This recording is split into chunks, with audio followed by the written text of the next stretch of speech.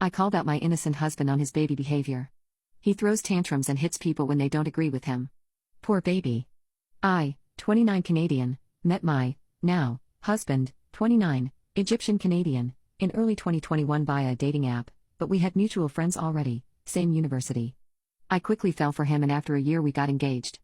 2 months later, we had our Katbiktab, nikah, Islamic ceremony. It was very small, immediate family only. Our wedding reception is in 1 week, 4.5 months after the Katbiktab.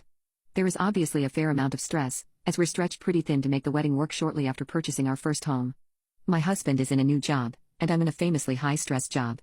I definitely acknowledge I have not been my best self lately, trying to make ends meet and get myself through each day frankly. On to the red flag. My husband is a charismatic, funny guy. He's loud. As am I. His personality has been something I've loved about him since I met him. But lately, there's less humor and more commentary on world politics, sometimes right-wing conspiracy, or what I would call conspiracy, type stuff. It's preachy. When I engage, it quickly becomes a fight, seemingly regardless of my stance. When I take issue with his tone and personal attacks, I get yelled at or told I'm purposefully vilifying him. He's starting to shout at me more often. Today it was in front of his whole family. It was humiliating. I cried. It was over me pushing back when his family told me they had already done the seating chart for their guests despite not having the entire guest list.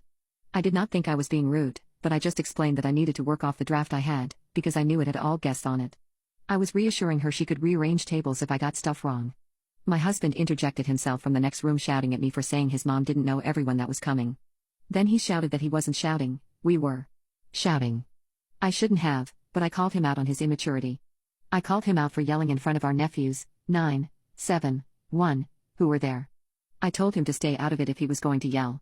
We finished the seating chart and I left to stay with my parents. We are visiting from out of town. It's been 5 hours since the incident and I haven't heard from my husband. When I left I gave everyone a quick hug goodbye including my husband. He didn't walk me to my car. He's been shouting at me more at home too.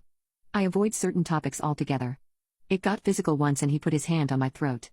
He apologized profusely for this and blamed it on frustration at my poor memory during an argument we were having. Sometimes he pushes me, which I find super embarrassing in public. He shoves me out of the way if I go to pay at the store, despite us often alternating who pays. I have verbalized that my parents don't treat each other that way. I have told him I don't want to be treated that way. I have explicitly said don't shout at me, don't push me, threatened to involve his older brothers. I'm sure I'm extra upset right now for a handful of reasons: wedding stress, menses/not praying, work stress, but I'm starting to worry that I'm being willfully blind here. I called out my innocent husband on his baby behavior. I got away from the man baby. Last night I slept at my parents' house. When I woke up, there was no contact from my husband. I called him at about 9 a.m. to ask if he was coming to the appointment with the photographer. He said yes, so I picked him up and we went to that together. We didn't talk, just thanks for getting the gas and where's the appointment? Talk. After the photographer's appointment, we left the city to head back to our own city an hour away. On the ride, about 20 minutes in, I said we needed to discuss the fight yesterday. He asked what do we need to talk about? I said, you yelled at me in front of your family, to start. He didn't seem to want to say anything so I continued and told him I won't tolerate being shouted at anymore. It's disrespectful and I've made it clear I won't put up with it. He started getting irritated and pushing back. I yelled too, he's stressed. I was trying to plan his side of the seating plan blah blah blah. I told him that's not the point, it doesn't matter why you're shouting. I won't tolerate being shouted at anymore. I need this to change, or I can't go through with spending my life with someone who treats me poorly. He said well I'm not changing so call off the wedding then. He took that back pretty quickly. But not before I called my dad, right in front of him. I called my dad and told him as plainly as I could that since my husband and I moved in together he has been increasingly verbally abusive to me. I also told him about the throat grab and the shoving in public. While I was telling my dad this, my husband was speaking quietly beside me. Seriously? You're really dragging them into this? Etc. in my ear. I turned him out and focused on my convo with my dad. This was telling.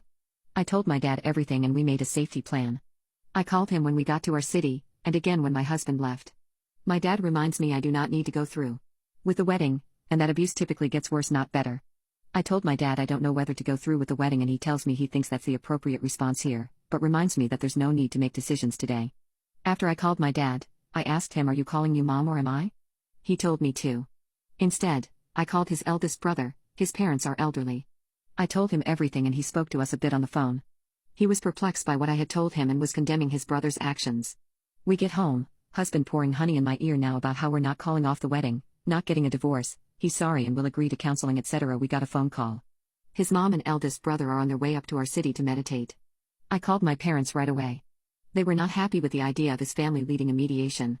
I have a lot of faith in my eldest brother-in-law, so I was less worried, but also saw fit to call a friend to come over to support me. My friend arrived first. I told her what I told my parents, in front of my husband. She mediated some talking, and pointed out my husband minimizing the times he laid hands on me. She pointed out that it makes sense I don't trust my husband to change when until today he had firmly and repeatedly stated he would not participate in counseling. My friend and I walked around the yard until my brother-in-law and mother-in-law arrived. When they got there, we all sat in the living room. My brother-in-law laid the ground rules of no interrupting. I told my story as simply as I could. I read the threats I had typed into my phone notepad my husband had made to me. I explained that my husband would not agree to counseling even though I had been asking for months. Then my brother-in-law asked my husband if he agreed with what I said. My husband started by saying he had grabbed my throat because she kinda ran, charged me and I, hand out to stop her, but yes I did. So I clarified. I said, no, we were arguing and you got frustrated at me and grabbed my throat in anger. I was not coming at you, you were not scared of me or trying to keep me away. His brother asked, is that true? And my husband conceded. My brother-in-law announced at this point that the violence was inexcusable. He said it's not a big deal to cancel the Saturday reception, because either the relationship needs to be done, or we need to work on it over a significant amount of time to mend what's broken and determine whether a healthy relationship can be established at all. He made it clear he will support whatever I decide moving forward, and he will make sure I'm not saddled with all the wedding debt. Many payments to vendors are on my credit cards right now. While my husband packed a bag to head back to his family home, my brother-in-law and I discussed repurposing the wedding venue as a family reunion spot for all his family flying in. My mother-in-law hugged me, kissed me, told me she loves me. Now I'm a stunned potato curled up in bed with my cat. Alhamdulillah.